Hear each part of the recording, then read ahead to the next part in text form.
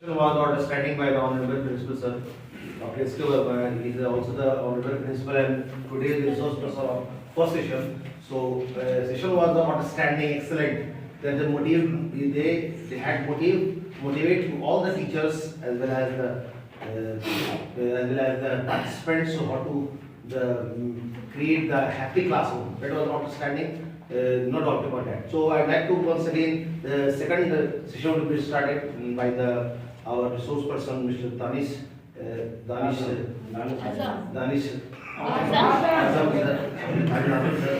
for he has this put emphasis on the national education policy. The second session for the more inquiries I would like to call the principal sir.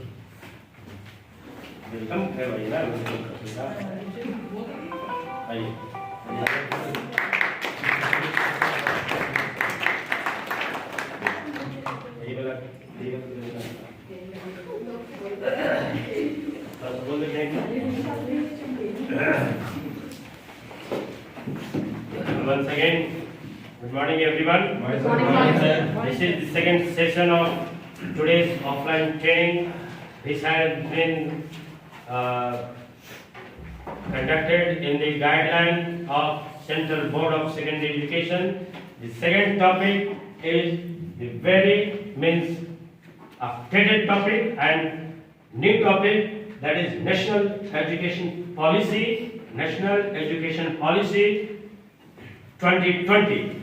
So for that, Mr. Danish, the SST teacher of our school, Elegant Public School, he will enrich us in his manner. So welcome him and give a clap for his.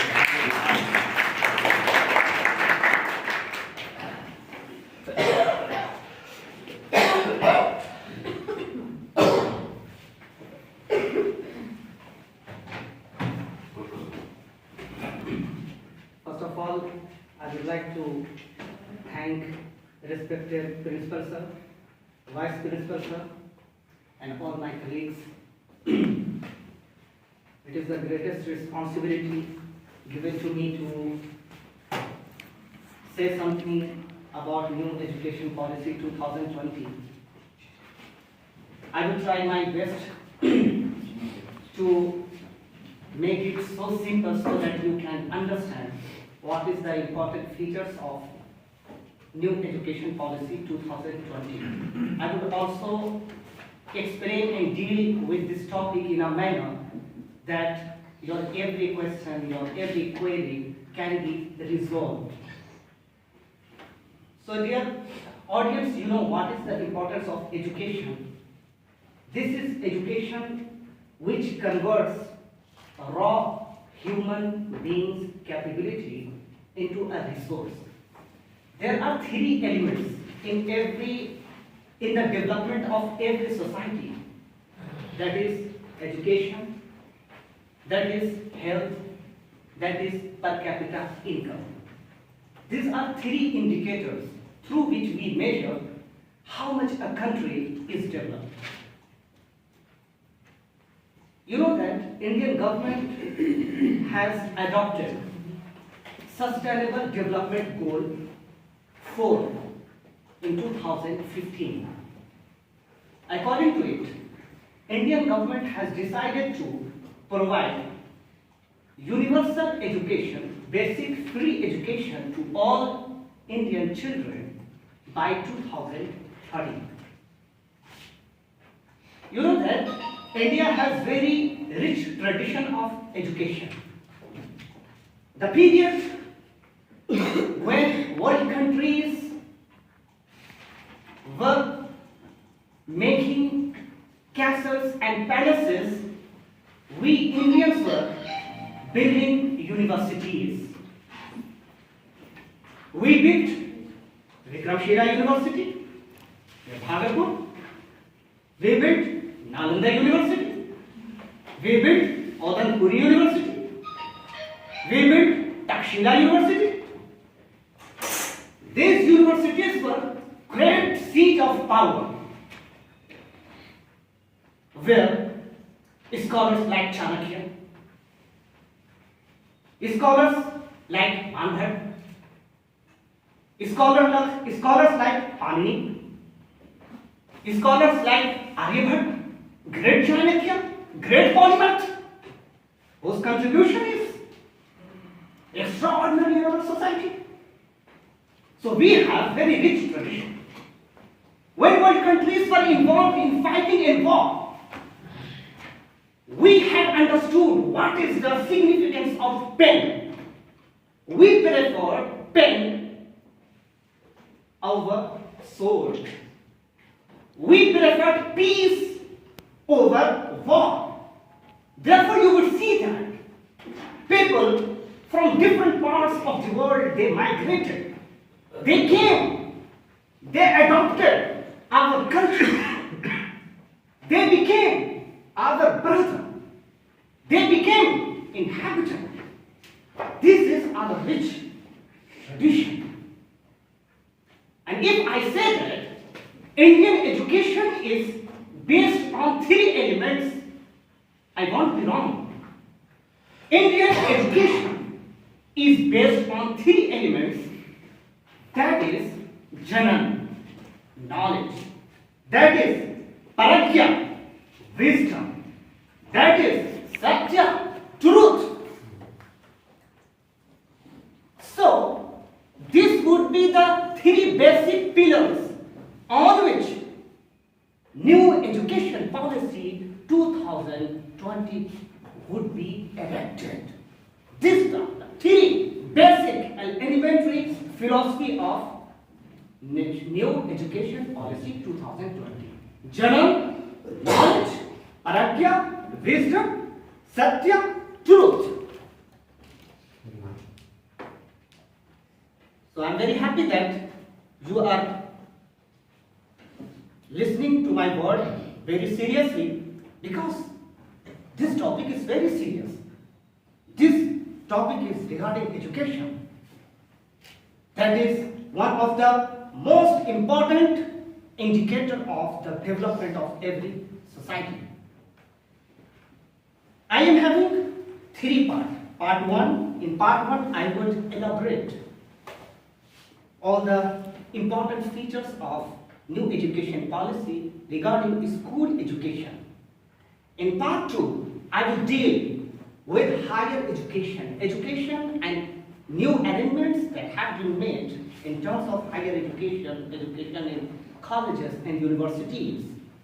In third part, I will deal with other areas of focus like professional education, like adult education. In part 4, I would also elaborate how it would be materialized, and how it would happen. What is the way? What is the way forward? And last, I would conclude my speech. So this is the important features of today's in-house training. So first of all, I am going to elaborate all the important points regarding school education. So first, early childhood care and education. You know that earlier we had 10+2 education system. Now 10+2 system, pedagogical system, would be replaced. I'm not sure when this new education policy is going to get implemented. Whenever this new education would be implemented, so this 10+2 would be replaced by 5+3+3+4. New pedagogical structures would be like that. First would be fundamental stage. Second stage would be preparatory stage. Third stage would be middle stage, and fourth stage would be secondary stage. 5, 3, and 4. It means that when children would be 3 years of age, that those children would be enrolled in Anganwadi system. In Anganwadi system, those children would spend 2 years. In 2 years, and after that 3 years would be elementary education, and after that 3 and 4. In this way, students from 3 years of age, it means our government would take care of education from 3 years of age to 18 years of age. Earlier, according to our earlier system, 10 plus 2 system, our government was taking care of education of our children from 6 years of age to 18 years of age. This is the new thing. Second point is curtailing dropout rates and ensuring universal access. You know that gross enrollment ratio. First, try to understand what is gross enrollment ratio. Gross enrollment ratio means number of children who are going to school out of every 1,000. Out of every 1,000. So this is called gross enrollment ratio. Gross enrollment ratio for class 6 to 8 is 91%. It means near 900 children are going to school from class 6 to 8 out of every 1,000 students. Our government is trying its level best to increase this number. Our government is trying to make it 100%. Gross enrollment ratio from class 9 to 10 is 79%. Only 79% students in the age group 9 to 10 in this group of education, only 79% students are going to school, and 11 and 12, only 56% of students are going to school. Therefore, our government is trying its level best to make all these three segments 100%. According to NSS report 2017 and 18, number of school dropout in India is around 3.22 crore. This is huge number. But what are these ways? So there are two ways. Through these two ways, our government would try to increase number of students in school. First way is to introduce effective and sufficient infrastructure. So existing infrastructure of government school would be upgraded so that students can be attracted. Second would be by careful tracking of dropout. It means that our government would have very great focus on the number of students who are giving up their studies in the middle. Second point is curriculum and pedagogy. So, according to new education system, curriculum or pedagogy would be redesigned. It would be like this. In foundational stage, our curriculum would be based on play and activity-based learning. In preparatory stage, curriculum would be based on play, discovery and activity-based learning.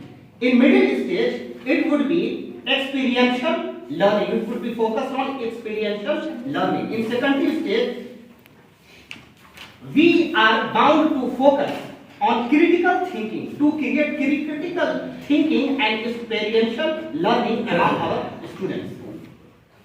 Next point, the very important point is teachers. Our government is trying to make service environment and school culture among teachers, so that we can use our best potential to make our students efficient and to provide quality education, so that our student not only can have papers in their hand, rather they can also be capable to earn money. Understood? So this is the most important thing, and it would happen only when teachers are motivated.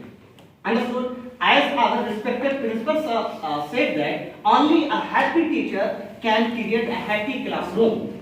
So our government is also thinking about to create a happy environment, a school culture and service environment. For that purpose, internet facilities would be available in schools. For that purpose, library would be set up and recreational resources would be also available, both for students and both for teachers. Through recreational program, through sports, through play activity, a strong relationship would be created among students and among teachers. Because you must have observed that when you are in the classroom, you are serious. When you are serious, your students are also serious. In this way, you cannot understand what is the real problem of your student, what is the real capability of your students. Intelligence. What is the importance of emotional intelligence? Ourselves told that happy teacher only can create happy classroom. How you can be happy? Yes, I am not happy because I am having my own problem. My wife is ill. My child is not good. But in spite of that, I have to play. I have to act that I am happy. How you can be happy? Only you can be happy if you learn how to project yourself in front of others, how to hide your emotion, how to hide your problem, how to hide your pain. Only you can understand through emotional intelligence. We are having different kind of emotions. It is important and necessary for us to know when to show our anger, when to show our love, when to show our empathy, when to hide our anger, when to hide our love, when to hide our emotion. This is the thing that makes us wholesome, handsome, smart. So through this multidisciplinary education system and holistic education system, not only we would focus on mental development of our student, but also we would focus on emotional intelligence. Social intelligence is very, very important for our student. You would see that there are a number of politicians, number of people who don't know how to write a good essay on a particular subject, on a particular topic, but they are having capability to play with our emotion. They are having capability to influence our mind. Why? Because they are not good book smart, but they are road smart. They know how to impress others. They know how to express yourself. They know how to connect with your emotion. They know how to manipulate your mind.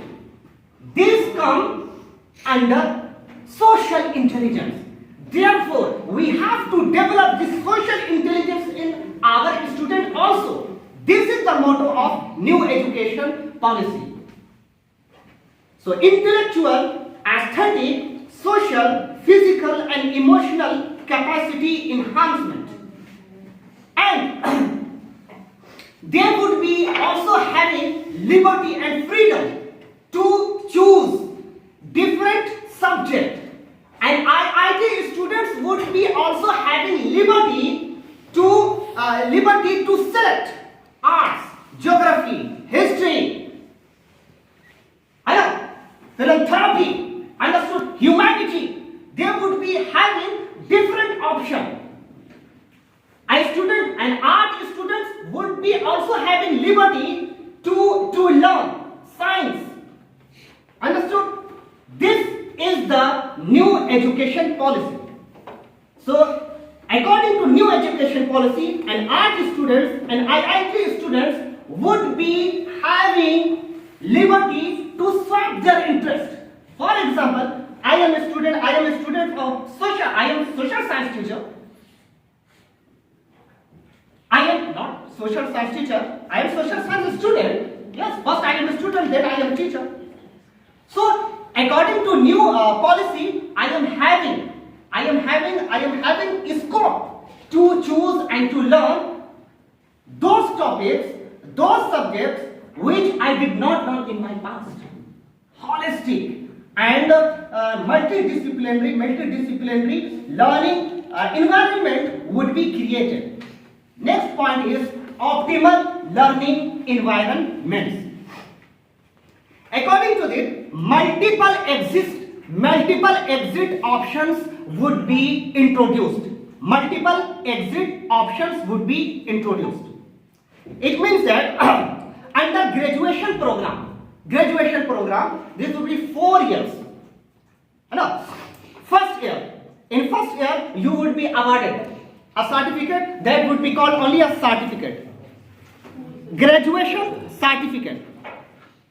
In second years, you would be awarded a certificate that would be called advanced diploma, graduation advanced diploma.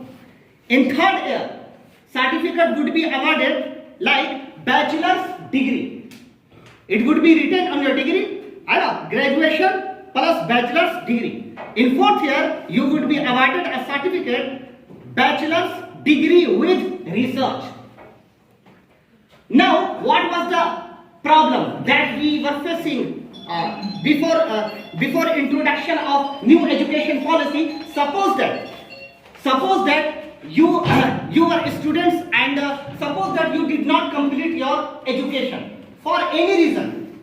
Only you did 2 years of undergraduate education.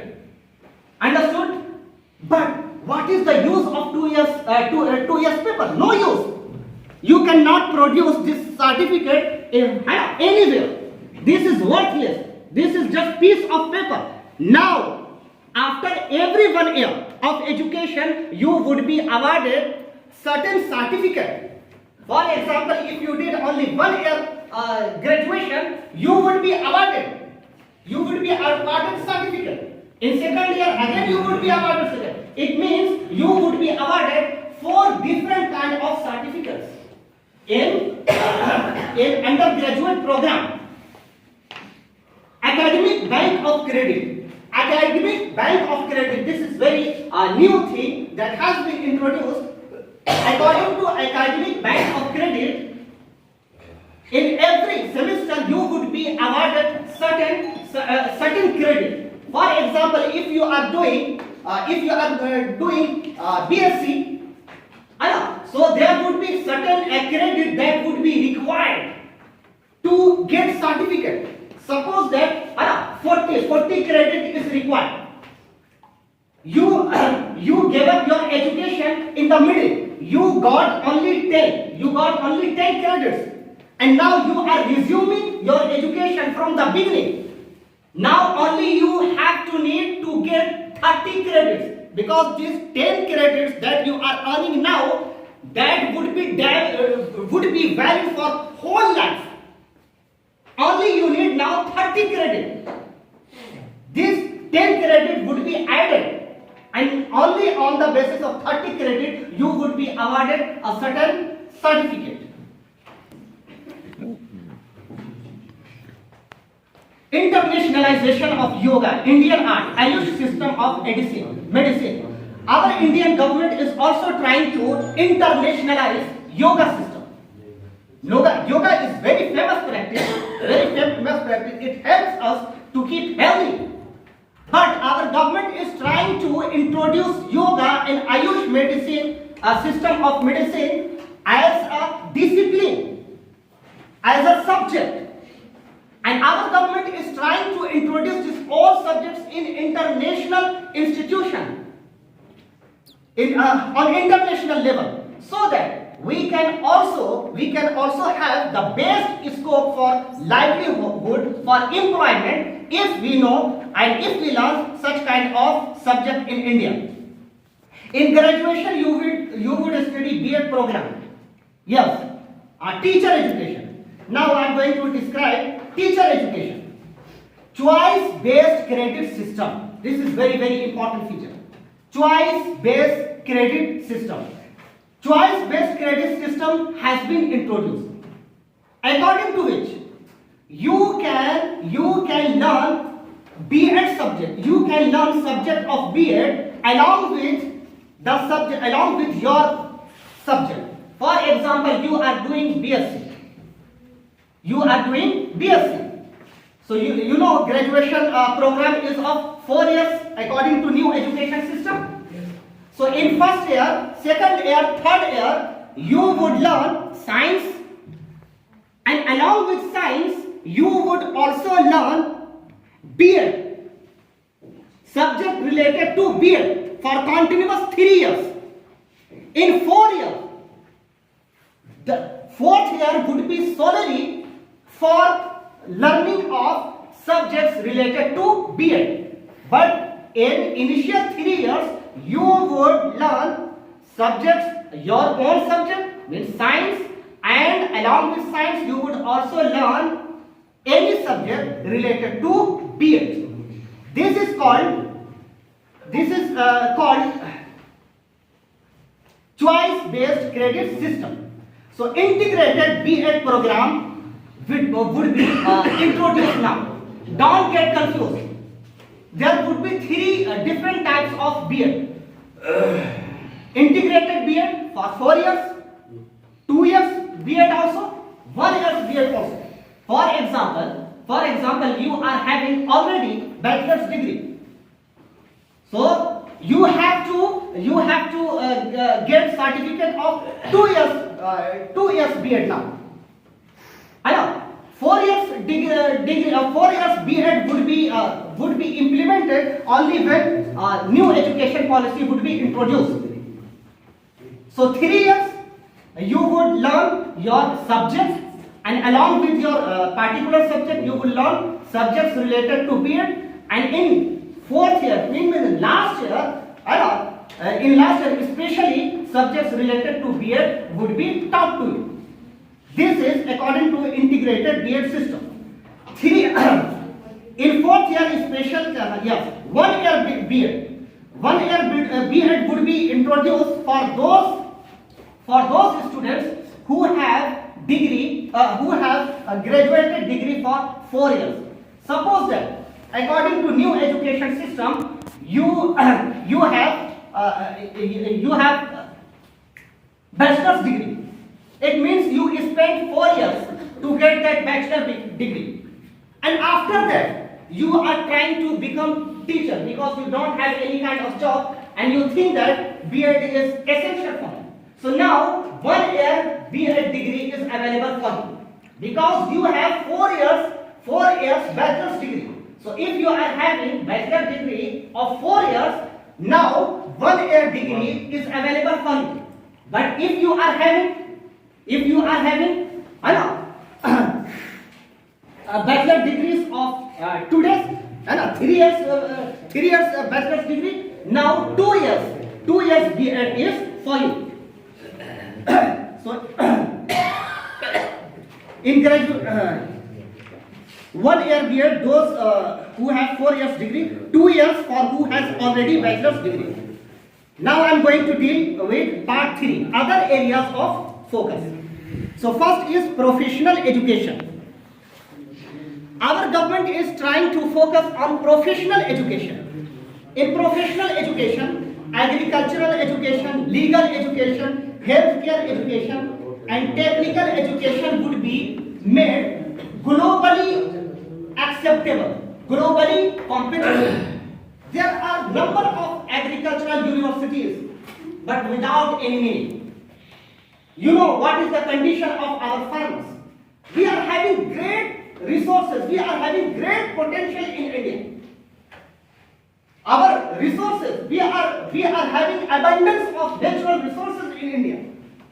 We are having good system of rivers, we are having good monsoon, we are having good system of credit in India. But apart from that, number of farmers who are committing suicide in India is more than those countries, is more than other countries. Why? Because we don't know how to use these natural resources in effective manner. If there is no good monsoon, we are having different resources. We are having different resources. I can give you an example of Israel.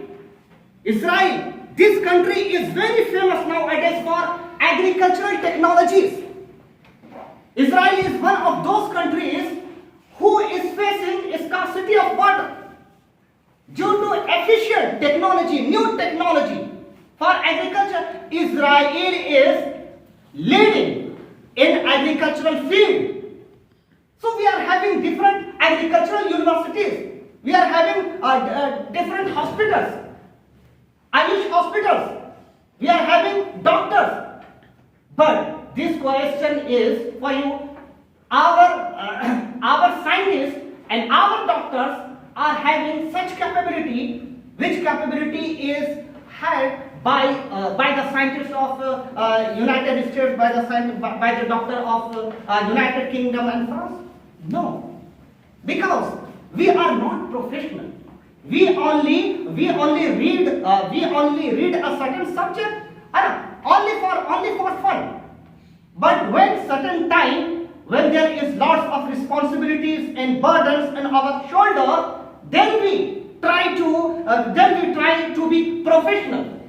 It is very wrong. This is very negativity, and this is one of the limitation of our education system. Yes, students who are studying in class 9th and 10th and plus 2, they don't know actually what they want to become. Understood? If they are not having any guidance, they would only choose to become IS, IPS, IFS, BPSC, UPS only. And those students who are having very clear mindsets, who are having very clear profession. So in class 6, in class 7, they are very clear. They want to become engineers, so engineer means engineer. They want to become doctor, so doctor means doctor. But those students who don't have any clear ideology, who don't have any clear thought regarding their career, so after plus 2 and after graduation, they would start preparation of IS and IPS. In this way, they fool themselves and they fool also their families, because they are having good things to manipulate mind of their families that yes, we are doing something. This is the limitation of our education system. According to new education system, wherever you are in class 10, you are in class 11 and 12, at that time you have to decide what you want to become. If you want to become a teacher, you have to decide in plus 2. Therefore, this new integrated B.Ed system has been introduced. If you are not capable to do anything, you are having the last option to become a teacher. Therefore, you will see that the number of teachers who are teachers by compulsion, they are not teachers by choice. The same thing told by our respected principal. Yes, I am also one of them. Yes, first I decided to become a teacher. But when I became teacher, I saw the pathetic condition, and after that I changed my mind. I wanted to become IS officer, and I did. I prepared. But I got failed. Now I am teacher. Although my first choice was teacher, but right now choice is not choice is dynamic. No? Choice changes from time to time. Yes, in the beginning this was my choice, but now it is my compulsion. If it was not compulsion, why did I prepare for UPSC? This is very crystal clear. But now, according to new education system, no. You have to decide what you want to become. If you want to become, and you are also having you are also having liberty to change your mind. For example, you want to become a scientist. But in graduation, you are having according to multidisciplinary education system, you are having liberty to choose to change your subject. This is a very good thing about this education, new education policy. Professional education. Yes, 10 minutes is done. 10 minutes, no? Very good. Very good. Okay. Professional education, therefore, adult education. Other focus area, adult education. You know that what is the literacy rate of India? 77.7. It means only 78% of Indians know how to read and how to write. This is not the percentage of Indians who are educated. This is literacy rate. This is not education rate. It means that around 22% Indians, they actually don't know how to read, how to write their names. Understood? So according to new education system, our government is trying its level best to provide adult education. Under adult education, those people would be focused who are old, 50 years old, 60 years old, but they are not capable to learn. Understood? So government would start a special drive to include those people due to some reasons, due to some responsibilities. They could not learn, they could not read and write. Now, so this is also one of the focus area of new education system, adult education. And in adult education, what would be the focus area? Critical life skills. Critical life skills. They would be educated about financial literacy, about digital literacy, about commercial literacy. They would be told how to use ATM. They would be told how to get credit from bank. They would be told how to invest your money in commercial market. How you can earn money from different sources. So critical life skills would be the focus area under adult education drive.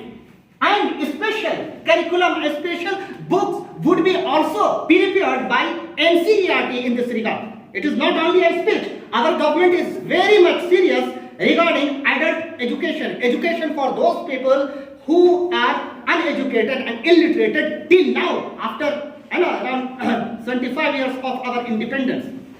Part 4, making it happen. How our government, what is the way, what is the framework, what is the how we can achieve this? So first is strengthening Central Advisory Board of Education. Central Advisory Board of Education, this board was established in 1920. Now this board would be given more autonomy. Not only this board would be used as a platform for negotiation, discussion regarding education, rather this board would have autonomy and power to evaluate vision of education. What should be the vision of education? So this board, whose chairman is Education Minister Dharmendra Pradhan, so this board would be also given some kind of autonomy. Earlier, only now? Okay, increasing share of GDP on education. You know that GDP, percentage of GDP used on education is very high in developed countries and especially in Nordic countries, countries like Denmark, countries like Norway, Iceland, Germany. Understood? So percentage of GDP spent on education is extraordinary there, around 6%, 7%. You would be surprised to know that in India, percentage of GDP spent on education is less than 3%. Is less than 3%. According to new education policy, our government has decided to increase percentage of GDP from 3% to 6%. That is near to United States of America, 6.1. That is near to United Kingdom, 6.2. That is near Israel, 6.2. Norway, 6.6. Denmark, 7.6% of GDP is spent on education. Now,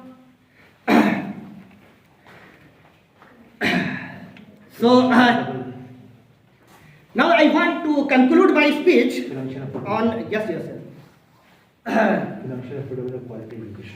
एक बार बचाओ Yes, increasing share of GDP on education and all. Now I want to conclude with the very famous quote of Mahatma Gandhi. Mahatma Gandhi says that education is the realization of the best and in man. Education is the realization of the best in man. It means that if you are educated, you have to know what is the best in you. What is your speciality? What is your peculiarity?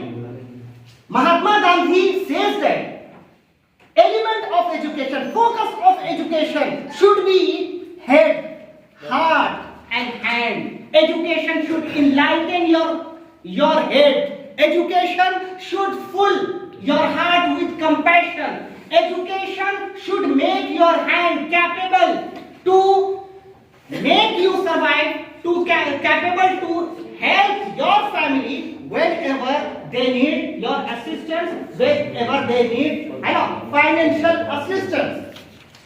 And Mahatma Gandhi says that education without morality is poison. Therefore, we have to include morality also in our education system. And I am very happy that this new education is not only based on knowledge that is general, but also this new education policy is also based on morality, based on prajna, wisdom, based on satya, that is truth. And I want to conclude my speech by this very famous poetry. हर रट कर भी आग ही नहीं मिलती. आग ही means wisdom, prajna. हर रट कर भी आग ही नहीं मिलती. आग नाम रखने से रोशनी नहीं मिलती. If you want to become a Rama, you have to become a Rama. You have to assimilate characters of Rama. वरना राम नहीं हो जाते. वही हर रटकर भी आग ही नहीं मिलती. आग नाम रखने से रोशनी नहीं मिलती. आदमी से इंसान तक आओगे तो समझोगे. आदमी से इंसान तक आओगे तो समझोगे क्यों चिराग के नीचे रोशनी नहीं मिलती. अगर चिराग अपनी रोशनी के बारे में सोचने लगे तो तमाम तरफ अंधकार हो जाएगा. इसीलिए चिराग का अंधेरा होता है, क्योंकि चिराग अपने बारे में नहीं सोचता. यही है मीनिंग. आदमी से इंसान तक आओगे तो समझोगे क्यों चिराग के नीचे रोशनी नहीं मिलती. Ghalib also said how you can create a liberal environment. Liberal environment can be only created through recreational activities, through sports, through play, through game. Understood? It would be only possible when you have sufficient amount of recreational resources. Understood? So therefore our government is trying its best to provide basic instruments of game, basic instruments of recreation, so that a healthy relationship can be created among teachers and students. Understood? Next point, and outstanding work of teachers would be also recognized by school authority. It means that if you are working hard, if you are giving good result, your salary would be also increased. This is clearly written. This is not from my side. Recognition of outstanding work in the form of raised salary. Apart from that, 50 hours of continuing professional development classes would be also provided to educators, to teachers, so that teachers also can explore which uniqueness, which peculiarity a particular teacher has. It would be only possible when you go through different program. I think that such kind of initiative has been taken by the Cbse. It is only so that I can, you can, we can explore ourselves. It is my pleasure, and I am very happy, and I am very thankful and grateful to our school management that our school management has given such kind of opportunity so that I can explore myself. Yes, I am not giving any kind of training, because we all are colleagues. You know better than me. But I believe that I am exploring myself. I am exploring my capability. It would enhance my faith within myself. Yes, I can speak in English language. I can speak on a particular topic for 1 hour. It would enhance my capability. And this is the part of new education system, because new education system is saying that 50 hours of CPD. CPD refers to continuing professional development classes would be given to every teacher in 1 year. Therefore, it is my humble request that we should participate in such kind of activities with our mind, heart and brain. Because somehow or other it is making us more powerful, and it is also reviving our brain. It is also reviving, and it would also help us to recreate ourselves, to reshape ourselves. Yes, and the minimum degree qualification would be B.Ed by 2030. According to new education policy. Now I am going to deal with part 2, second, higher education. Holistic and multidisciplinary education. You know, Indian education system had very long history of multidisciplinary learning. Banbhatta is very famous novelist. If I say that he was the greatest novelist of 7th century, I won't be wrong. He wrote very famous novel, Kadambari. In that novel, in the preface of that novel, Banbhatta said that education is not only knowledge of one subject, rather education means knowledge of 64 kalas and arts. Therefore, you would say that our earlier scholar, I want to give you an example of Chanakya. Chanakya was not only a politician. Chanakya, at the same time, Chanakya was a great mathematician. At the same time, Chanakya also had knowledge of astrology, knowledge of astronomy, knowledge of mathematics, knowledge of history. Understood? Now, in today's scenario, we are having knowledge of certain subject. But this is not our tradition. Our tradition is that, therefore you would see. Either you can, I can give you example of Banbhat, example of Panini, example of Charak. These scholars were not only scholars of medicine. These scholars were scholars of medicine, scholars of history, scholars of Vedas at that time. Therefore, according to new education system, our government is trying to introduce holistic and multidisciplinary education. And what would be the purpose of multidisciplinary education? Purpose would be to enhance intellectual capacity, aesthetics capacity, emotional capacity, physical capacity. Sports would be introduced to increase physical capacity, physical capability.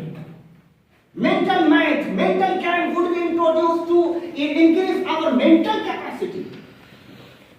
Game would be introduced to increase our emotional capacity. Because when we lose, we are hurt. When we win, we are happy. It would teach you how to deal with your emotion. आशा होना आदमी को भी मुयस्सर नहीं इंसान होना। बस फर्क है, आजाम का आशा होना आदमी को भी मुयस्सर नहीं इंसान होना। So now I'm going to end this very good session with you guys. I also enjoyed a lot. So Reintroducing yourself. yes, I am now introducing myself. I thought that our respected principal sir introduced me, therefore I did not introduce. No. So my name is Danish Azam. I am senior faculty of social science, and I have been teaching social science since the last 4 years in this school, and I enjoy a lot. This school number is 65133 and affiliation number is 330138. Thank you. Bye for now.